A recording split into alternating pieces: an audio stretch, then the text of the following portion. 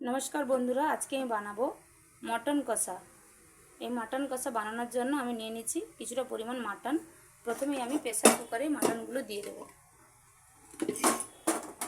নিয়েছি মাটন, দিয়ে দেবো পরিমাণ মতন জল, দিয়ে দেবো লবণ,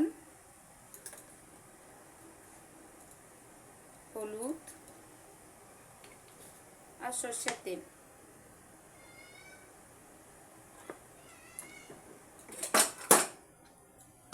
ঢাকনা দিয়ে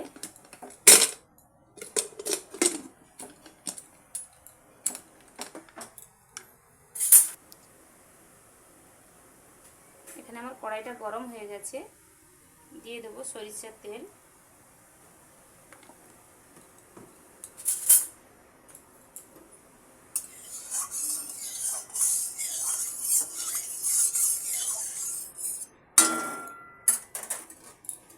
এর মধ্যে দিয়ে দেবো হলুদ,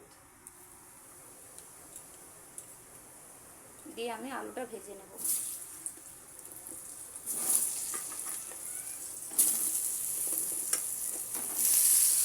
এর মধ্যে দিয়ে দেবো লবণ,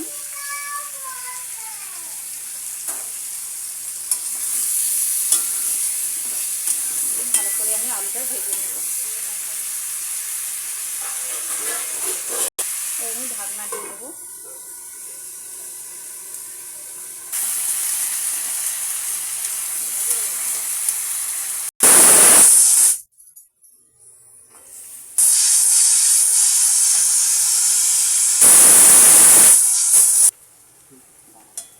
আমার আলুটা সুন্দরভাবে ভাজা হয়ে গেছে, এবার আমি নামিয়ে নেব।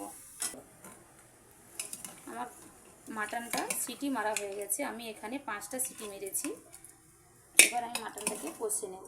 এখানে আমি 5টা সিটি মেরেছি যাতে মাটনটা খুব সুন্দর নরম হয়ে যায়, তার জন্য আমি 5টা সিটি মেরেছি।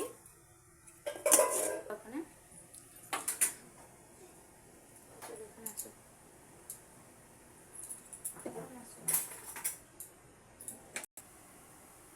কড়াইতে তেল গরম হয়ে গেছে, ফোড়নে দিয়ে দেবো জিরে,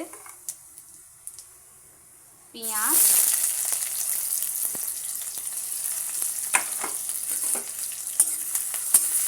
গরম হয়ে যাওয়ার জন্য আমি দিয়ে দেবো লবণ,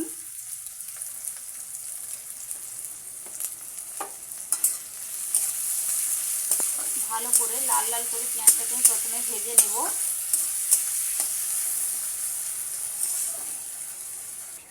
আমার পেঁয়াজটা ভালোভাবে ভেজে নিয়েছি। এবার দিয়ে দেবো রসুন বাটা, আদা বাটা। ভালোভাবে এটাকে আমি মিশিয়ে নেব।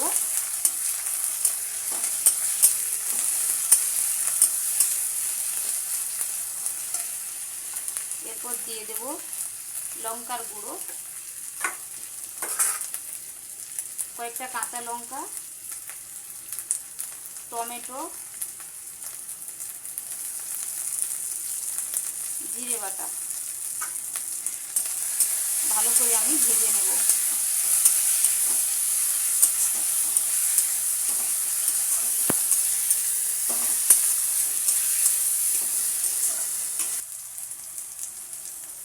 এবার দিয়ে দেবো আমি কিছুটা পরিমাণ হলুদ গুঁড়ি, কিছুটা পরিমাণ জল। ভালো করে মশলাটাকে আমি কষিয়ে নিচ্ছি যতক্ষণ না লাল হচ্ছে, এবং এই মশলা থেকে যতক্ষণ না তেল ছাড়ছে ততক্ষণ আমি ভালো করে কষিয়ে নেব।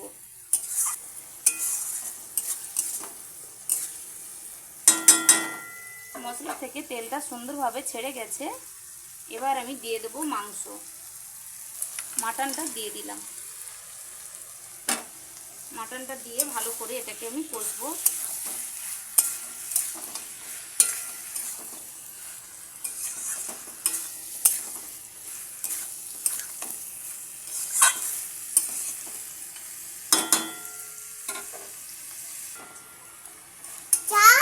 ভাবে কষা হয়ে গেছে।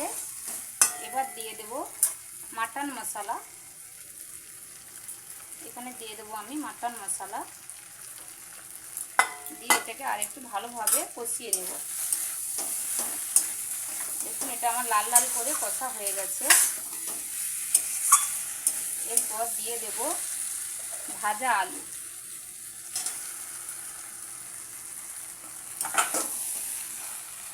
ভাজা আলু দিয়ে মাটনটাকে আরও ভালো করে একবার কষিয়ে নেব। দেখুন আমার মাটনটা খুব সুন্দরভাবে কষা হয়ে গেছে। এবার দিয়ে দেব মাটনে যে সিটি দেওয়া হয়েছিল সেই জলটা আমি দিয়ে দেব।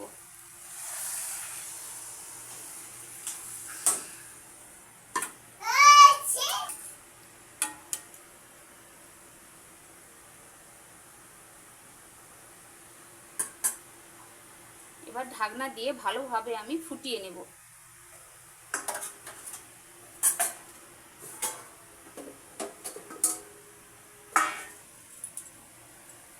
মাটনটা এবার ঢাকনা দিয়ে দিলাম, দিয়ে ভালোভাবে ফুটিয়ে নেব।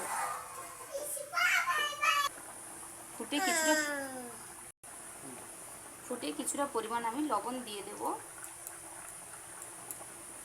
দিয়ে এটাকে ভালোভাবে নেড়ে দেব। তো বন্ধুরা, আমার চ্যানেলটি যারা এখনও সাবস্ক্রাইব করেনি তাদের জন্য অনুরোধ রইল আমার চ্যানেলটি সাবস্ক্রাইব করার জন্য।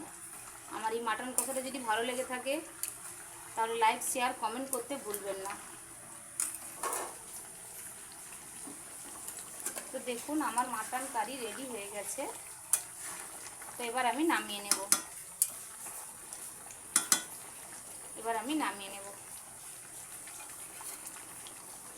মাটন কারি রেডি হয়ে গেছে, আমি নামিয়ে নিয়েছি।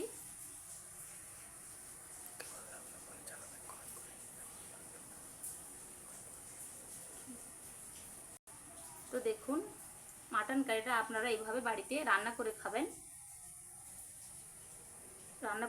ভালো লাগবে। তো আমার এই মাটন কারিটা কেমন লাগলো আপনারা কমেন্টে জানাবেন।